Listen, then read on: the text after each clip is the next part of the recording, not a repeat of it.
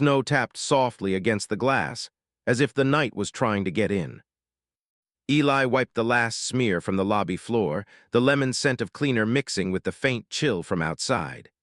His hands were rough, his steps quiet, his mind already on the long walk home. The elevator chimed.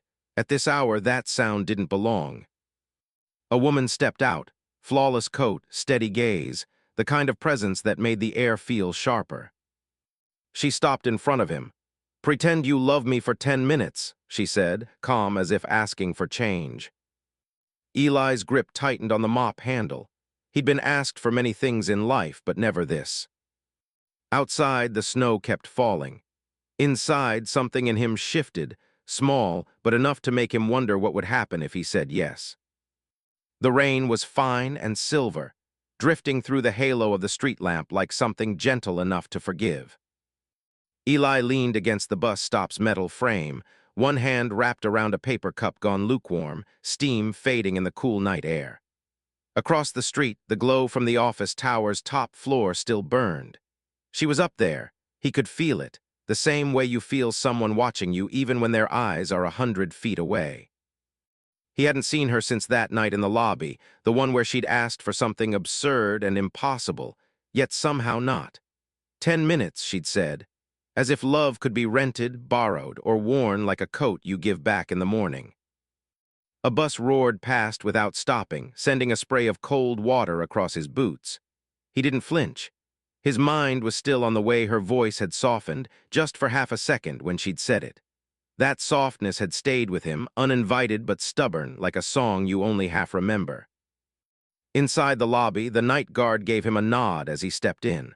The floor's shine was his doing, but tonight, he didn't reach for the mop.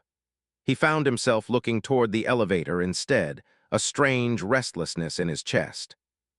It wasn't long before the doors slid open. And there she was, not in the steel-edged armor of her office self, but in a sweater that looked too big, sleeves tugged over her hands. Her hair was loose, carrying the faint scent of rain. "You're late," she said, as though he'd been expected. Eli hesitated, scanning her face for the sharpness he remembered. It wasn't there. In its place was something else, something she was trying to hide, but not well. "What is it this time?" he asked quietly. Her eyes flickered toward the glass doors, toward the rain, then back to him. "Not 10 minutes, she said. Maybe an hour." Somewhere in the building, a phone rang unanswered. The rain outside quickened, and Eli, without meaning to, felt himself take a step closer. Her breath caught, almost too faint to notice, but enough to make Eli pause. The space between them seemed to narrow without either of them moving. She looked like someone standing at the edge of a bridge, staring down, deciding whether to jump, not into water, but into something harder to name. "Walk with me," she said. It wasn't a request so much as a thread tossed his way, daring him to catch it. They stepped out into the rain. The city was quieter than it should have been, sidewalks slick, streetlights casting long reflections like brushstrokes across black pavement. She didn't seem to mind the cold. Her sweater clung damply to her arms, raindrops catching in her hair.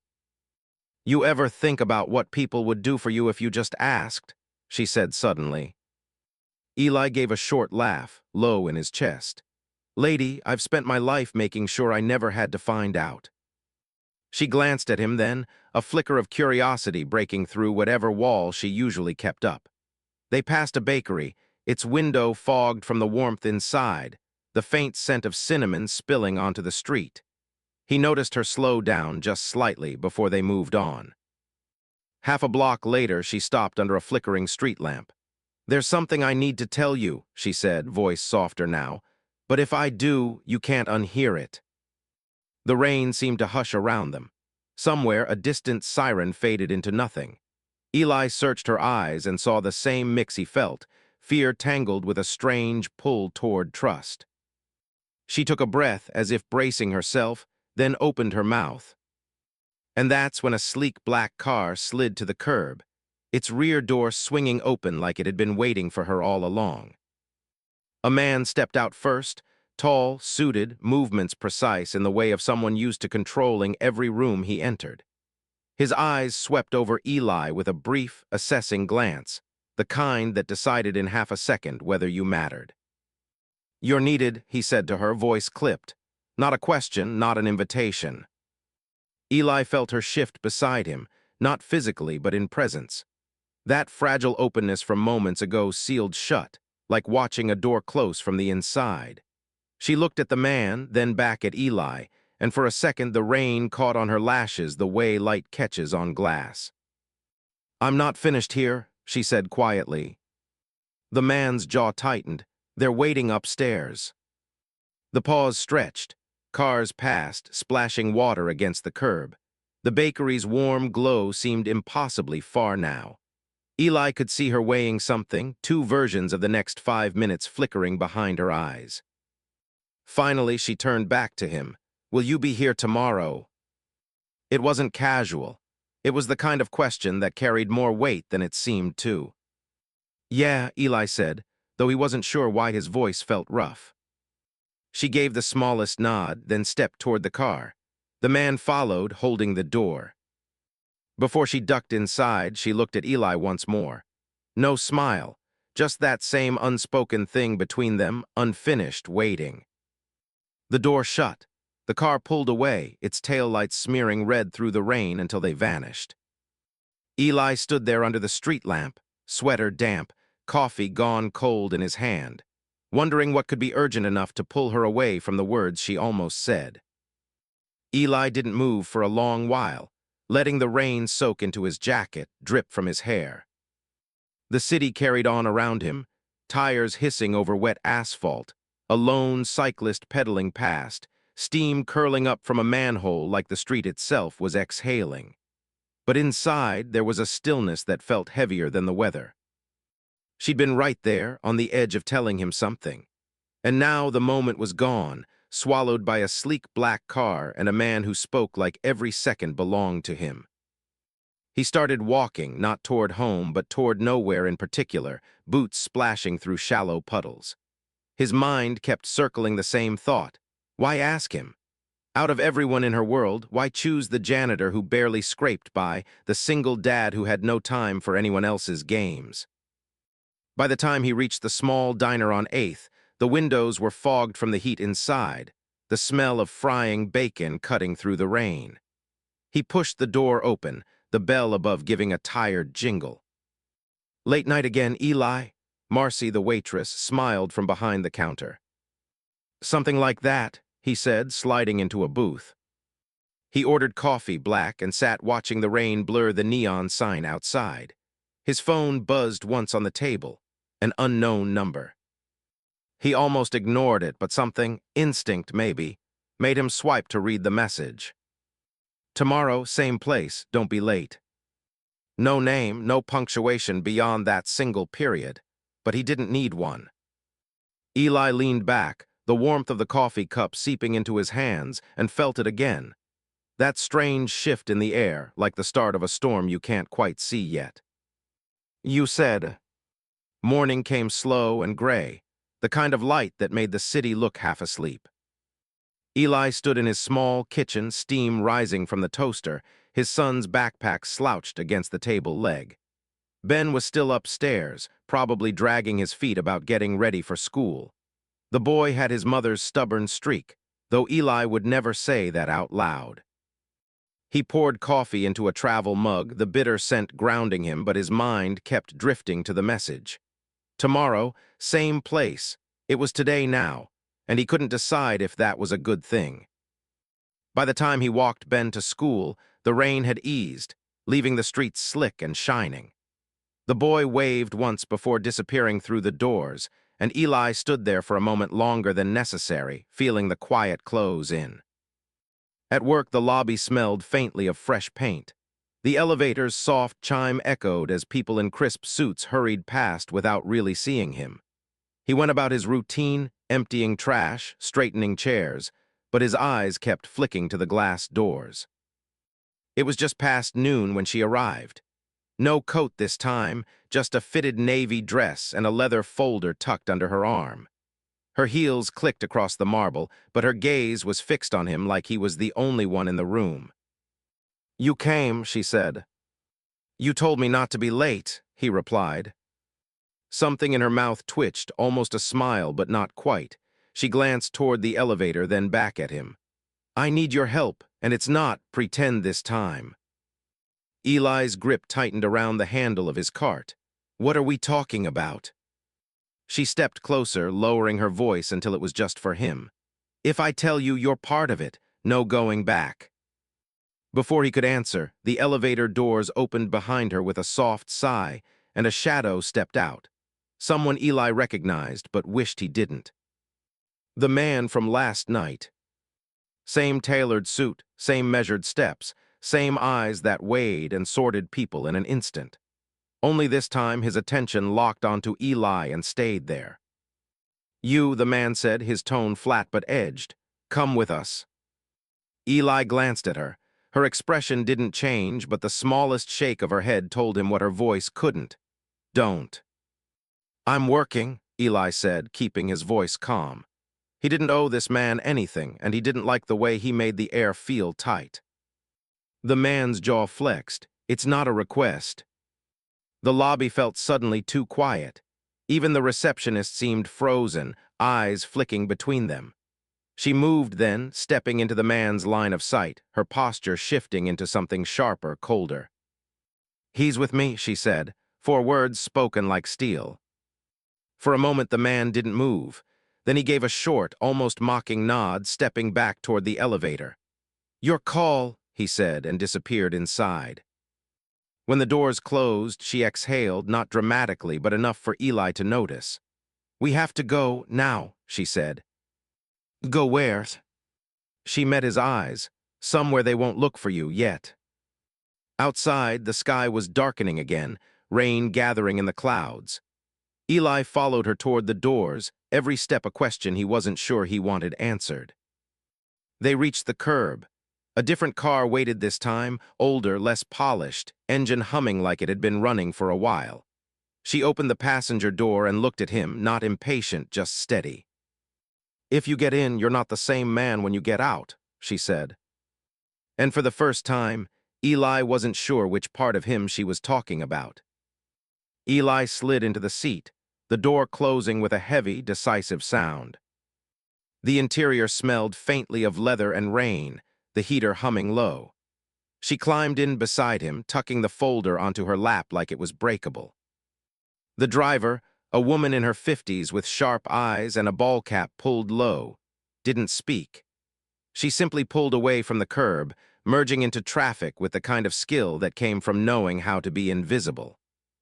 They drove in silence for several blocks, the city's glass towers giving way to narrower streets lined with brick and faded awnings.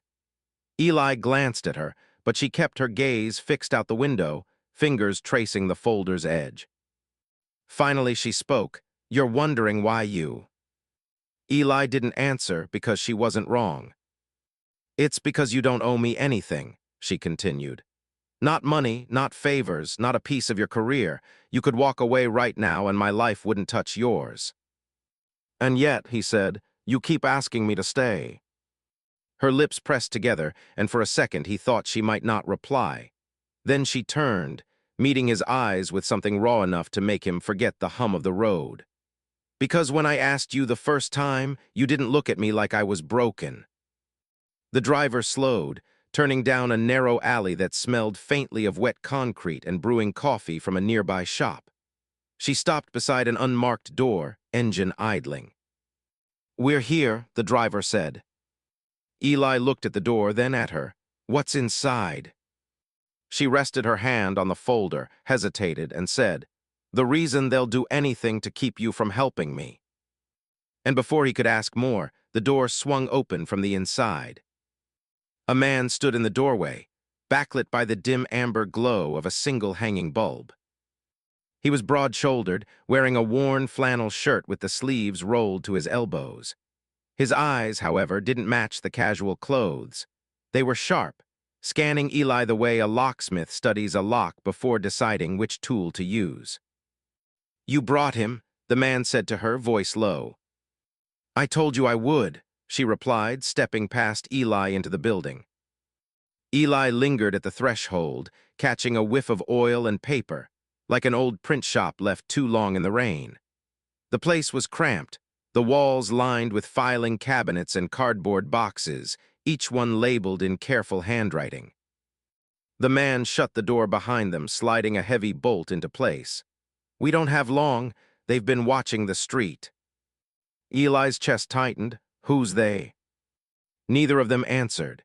Instead, she set the leather folder on a scarred wooden table, flipping it open to reveal a neat stack of documents, photographs, and something else. A tiny black flash drive taped to the inside cover. The man leaned over, his finger pressing lightly on the drive. "This is the piece they want, and if they know you've seen it," he let the sentence hang. Eli's gaze shifted to her, searching for some trace of the woman who'd asked him to pretend, to stand in, to play a role for just 10 minutes. But what he saw now wasn't pretend. It was urgency, threaded with something that felt almost like fear. "You said you wanted my help," Eli said quietly. "Tell me what I'm stepping into." Her answer came in a whisper, meant for him alone. "Something worth more than my company, and maybe more than my life." The sound of tires splashing outside cut through the silence. Someone had stopped in the alley. The man in flannel moved fast, killing the hanging bulb with a snap of the pull chain. Shadows swallowed the room, leaving only the faint glow from a slit between the curtains. Eli's pulse quickened, the quiet now thick enough to hear his own breathing. Through that narrow strip of window, he caught the glint of headlights idling too close to the building.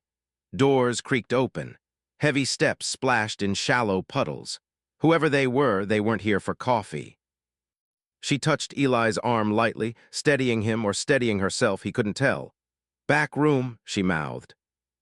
The flannel man led them down a short hall lined with more boxes, each one marked with years written in black marker. The smell of dust and ink grew stronger, like they'd stepped deeper into a time capsule. At the end of the hall was a metal door with a latch that looked older than all of them. He pushed it open to reveal a narrow stairwell descending into darkness. "Go," he whispered. "Don't talk, don't stop." Eli followed her down, the air cooling with each step, the concrete walls sweating with damp. Somewhere above, a muffled knock echoed, too firm, too deliberate to be friendly. At the bottom, the space widened into a low-ceilinged room lit by a single desk lamp. Papers and maps were spread across a table. On the far wall, a corkboard was covered in photographs linked by strands of red thread, some faces marked with X's. She closed the door behind them and turned to Eli, her voice barely above a breath. "If they find us here, it's over. For me, for you, for him." "Him?" Eli asked. She hesitated, eyes flicking toward one of the photographs on the board. A boy's face, maybe 8 years old, smiling in a way that made Eli's stomach clench. Above them, the sound of boots on floorboards grew louder. The thud of boots above had a rhythm, measured, deliberate, like they were counting the steps to find them. Eli's hands curled into fists without him realizing, the damp chill of the room sinking into his skin. She moved to the table, shoving papers aside until she found a smaller photograph beneath the maps. Her fingers lingered on it, then she turned it toward him. It was the boy again, same bright eyes, same lopsided smile. Only this time Eli noticed the background, a school playground he knew. "Where?" he started. "Your son's school," she cut in, her voice taut. "That's why I picked you." The floor above groaned under shifting weight. The flannel man's voice murmured something Eli couldn't make out, followed by a silence too heavy to trust. "What does he have to do with this?" Eli asked, his tone low but edged. She held his gaze. "They've been watching both of you. If I can get this," she tapped the flash drive. "Into the right hands it stops, for him, for you, but if they get it first." The boots resumed their slow patrol. A shadow passed over the slit of light near the ceiling. Eli's chest tightened in a way that had nothing to do with fear for himself. "Then let's move." She slipped the flash drive into her pocket, then crossed to a second door, smaller, almost hidden behind a stack of file boxes. The hinges moaned as she pushed it open, revealing a narrow tunnel lined with rough brick. From above, a sudden crash split the air. Wood splintered. Someone had forced the main door. She looked back at him once, her face unreadable except for the flicker of something, fear, hope, or maybe both. After this tunnel, there's no turning back. Somewhere behind them, a man's voice called out. They'd been found. She didn't wait for him to answer, just stepped into the tunnel, her hand brushing the wall for balance. Eli followed, the air instantly cooler, tasting faintly of rust and damp stone. The tunnel was narrow enough that his shoulders grazed the brick.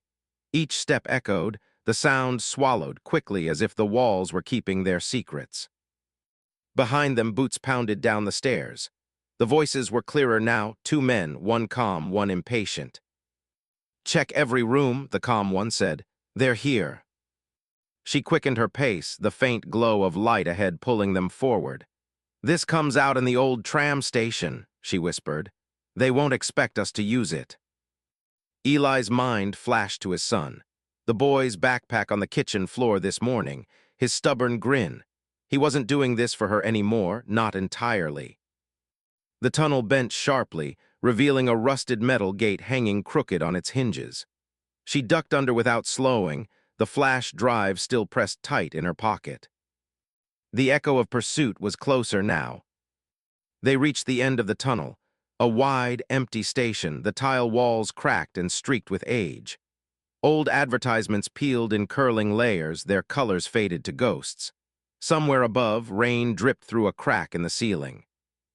"This way," she said, motioning toward a stairwell that climbed into darkness. But before they could move, a shadow detached from the far wall. Someone had been waiting for them. Eli froze. The figure stepped forward, slow, deliberate, and in the dim light, he recognized the man from the black car. "You didn't think it would be that easy, did you?" the man said, voice smooth as glass. And then Eli saw what he was holding in his hand, something small, familiar, and impossible to mistake. It was Ben's baseball cap. Eli's breath caught, the sound loud in the stillness of the station. The cap was damp, a dark line of rainwater running down one side, but the worn stitching, Ben's favorite team, was unmistakable. "Where did you get that?" Eli's voice was low, dangerous in a way it hadn't been before. The man's lips curved in something that wasn't quite a smile. "Let's just say your boy's a lot easier to find than you think." She stepped between them, her stance taut, eyes locked on the cap. "You're bluffing," she said, though her voice betrayed the smallest tremor. He twirled the cap once on his finger before slipping it into his coat pocket. "Maybe, but you'll have to decide how much you're willing to gamble."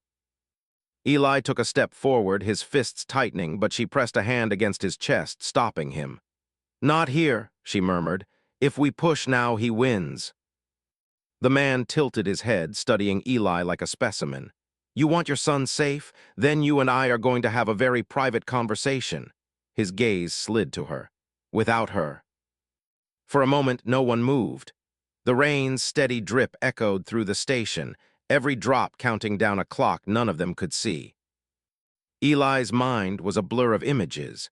Ben at the breakfast table, Ben running down the school steps, the stubborn way he always insisted on wearing that cap. The man turned and began walking toward the far exit, not looking back. "You've got 30 seconds to follow me, Janitor." Eli felt her hand tighten on his arm. "If you go with him, I can't protect you," she said. Eli looked at her, then toward the fading shadow of the man with his son's cap. The seconds were running out. Eli's pulse thudded in his ears, drowning out the drip of rain.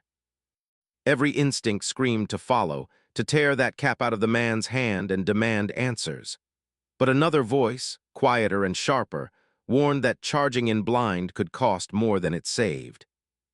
The man was almost to the far exit when Eli moved. But instead of chasing, he reached down and pulled the flashlight from his belt, clicking it once. The beam cut through the gloom, landing square on the man's back. "I'm not going anywhere without proof my son's safe," Eli said, his voice steady now. The man stopped mid-step. Slowly he turned, the faint light catching the sharp angles of his face. "You think you're in a position to negotiate?" "Yeah," Eli said, "because if you hurt him, this," he gestured toward the woman, "and whatever she's holding goes somewhere you really don't want it to." The man's eyes flicked to her, then to the pocket where the flash drive hid. Something unreadable passed across his face, calculation, maybe even doubt. "You've got nerve," he said finally. "I'll give you that." From above, the sound of heavy footsteps on the station stairs cut through the tension. More were coming. The man glanced toward the noise, then back at Eli. "Time S up." Before Eli could move, the man tossed the baseball cap. It landed at his feet, wet and cold. "He's alive," the man said, "for now." Then he turned and vanished into the shadows, swallowed by the old station's dark corridors. She stepped closer, her voice low but urgent. "We have to go, now, before they trap us here." Eli bent, picking up the cap, his knuckles white around it. He followed her toward the stairwell, but in his mind, one thing was already decided. He wasn't leaving this city without his son. The stairwell was narrow, each step slick with damp, the walls close enough that Eli's shoulder brushed cold stone. She climbed ahead of him, her pace quick but careful, the dim light from above stretching her shadow long against the wall. At the top, a rusted metal door groaned as she pushed it open. They emerged into an alley washed in amber light from a single flickering lamp. The air smelled of wet asphalt and the faint burn of diesel from a passing truck. "Where now?" Eli asked, his voice rough. She scanned the street before answering. "Somewhere we can vanish for a few hours. After that, we start pulling them apart." Eli gripped the cap tighter, "Not without Ben's." Her eyes met his, steady but softer than before. "I know, but to get him back we need leverage. That's what this," she tapped her pocket, "is for." Before he could reply, the faint buzz of an engine rolled into the alley. A motorcycle turned in slow, its headlights slicing through the dark. The rider wore a black helmet, visor down, leather jacket glistening with rain. The bike stopped a few yards away. The rider cut the engine but didn't dismount. Instead, they reached into their jacket and pulled out a small, waterproof envelope, tossing it so it slid across the wet pavement to her feet. She bent, picked it up, and tore it open. Whatever she saw inside made her lips press into a hard line. Eli stepped closer. "What is it?" She turned the photo toward him. It was Ben, alive, unharmed, but sitting in the back of a van, hands folded in his lap, eyes wide like he knew he wasn't supposed to be there. Beneath the photo was a single line of text, block letters printed clean. "Trade the drive for the boy. Tomorrow, midnight." The photograph felt heavier than paper should, its edges damp from the rain. Eli stared at it until the inked letters blurred, his grip tightening like he could hold his son closer through sheer force. "They're baiting you," she said, voice low but sure. "They want the drive more than they want to keep him. That's our edge." Eli's jaw flexed. "My edge doesn't matter if they move him before tomorrow." The motorcycle engine revved once, sharp in the alley's quiet. By the time Eli looked up, the rider was already gone, tail light shrinking into the wet night. She slipped the photo back into the envelope and tucked it inside her coat. "We don't go in blind, not against them. We find out where they're keeping him first, then we decide if we walk into that trade or flip it on them." The thought of waiting made Eli's skin crawl, but he knew she was right. Charging in without a plan could mean losing Ben forever. Still, standing still felt like drowning. The flannel man appeared at the mouth of the alley, hood pulled low. "We need to move. I've got a place where they won't find us tonight." Eli followed them through a maze of side streets, the city's hum muted by the fog rolling in off the river. They stopped at an old row house, paint peeling, windows dark. Inside, the air smelled faintly of cedar and something older, safety, maybe, or at least the illusion of it. While she and the flannel man spread maps across a battered table, Eli sat in the corner, cap in his hands, staring at the photo again. He didn't notice she was watching him until she spoke. "You're thinking about running straight to him." I'm thinking, Eli said, that tomorrow's a long time for a kid to be scared. She nodded slowly, then slid one of the maps toward him. Then let's make sure tomorrow ends on our terms. Outside, somewhere far off, a siren wailed, then cut off mid-note like the city itself was holding its breath. The room seemed to shrink around that silence. Eli leaned over the map, the paper worn soft at the creases, marked with circles, arrows, and notes in a hurried hand. 3 possible locations were outlined in red, warehouse districts, each near the edge of the city. She tapped one with the blunt end of a pen. This is the most likely, easy access to the river, few witnesses at night. The flannel man shook his head. Too obvious, they'd use it as a decoy, my bet's here. He pointed to a faded industrial block, the kind of place no one went unless they had to. Eli studied both spots, then the third, a converted storage facility on the outskirts. Something about its placement nagged at him. It was close enough to the school that a quick grab and vanish would have been easy. He pointed, this one. They both looked at him, waiting. If you're holding something you don't want found, you don't hide it in the dark, Eli said. You hide it somewhere people overlook in plain daylight. No one questions a van parked outside a storage unit. The flannel man's brow furrowed. He might be right. She traced the map's edge with her finger, her gaze narrowing like she was turning the thought over in her mind. If you're right, it means they've planned to move him fast after the trade. Eli's hand tightened around Ben's cap. Then we don't wait for midnight. The flannel man stepped back from the table. If we hit early, we need eyes inside and an exit route before we even breathe near the place. A faint vibration hummed against the wood, her phone. She picked it up, glanced at the screen, and her expression shifted, tight, unreadable. What is it? Eli asked. She turned the phone so he could see. It was a live video feed. Ben, sitting on a metal chair in a dim room, looking straight at the camera. And then a man's voice, unseen. Come alone, Eli, or he doesn't leave. The clock's ticking felt louder than the city outside, each second dragging and yet vanishing too fast. Eli stared at the frozen image of his son, the grainy frame burned into him like a brand. Ben's small shoulders, that stubborn chin, eyes steady but waiting. Not waiting for hope, waiting for him. He slipped the cap into his jacket pocket, the brim pressing against his chest like an oath. I'm going, he said, not a debate, not a plan, a truth. She didn't try to stop him, just stepped closer, her voice quieter than the ticking clock. Then you're not going alone. The flannel man grabbed the map, folding it with the precision of someone who understood that the smallest crease could change everything.